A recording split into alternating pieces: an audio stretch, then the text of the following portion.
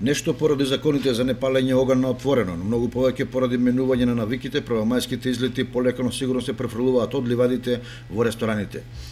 Овој 1 мај кочанчани го прославија во угостителските објекти кај езерото Градче, потоа на Пониква, а на отворено кај Дабот во околината на манастирот Свети Пантелеимон и покрај патните правци кон селата Полаки, Пресека и други планински населби.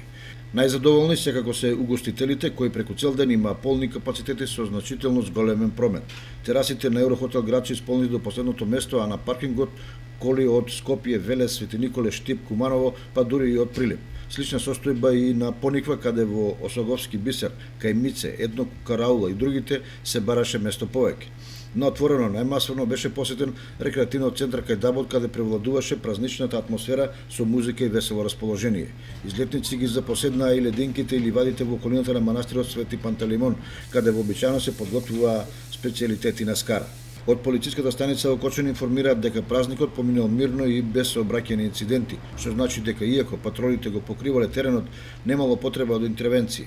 Дежурните во итната медицинска помош исто така поминале мирни празнични денови.